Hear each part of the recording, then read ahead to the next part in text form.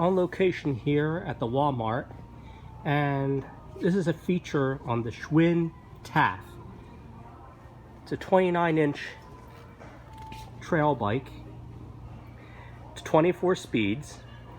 The price is $298, which may seem high for a Walmart bike. And I know that Walmart bikes sort of get a bad rap. Now, if I were to purchase this, I would consider purchasing this bike, but I would make some changes. I would start with this fork. The suspension fork doesn't really offer any true suspension. So I probably would put a nice quality fork, hydraulic fork, that has a lockout, adjustable lockout. And that would definitely lighten the bike up as well, because I don't know how much this weighs, don't have a scale, but I'm assuming it's very heavy, over 35 pounds probably. Second thing, I would change the derailleur. This derailleur is a Tourney, so it's on a low spectrum side of quality. And then you notice that the bolts in the back, yeah, it's not a quick release, so I would definitely change a quick release.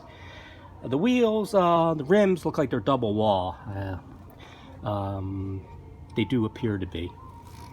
But the frame itself, it's a very, very nice aluminum frame, the way it's designed.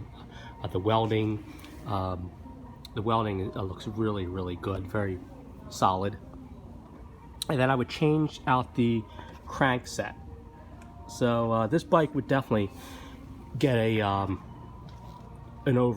I would definitely upgrade it and make it a true worthy trail bike. So that's half the fun, purchasing these Walmart bikes for cheap prices and putting, money into it little by little, so you can build up your dream bike with high quality components, and it will last long, and then it will be a worthy bike. So this is a project I'm actually going to consider for the summer.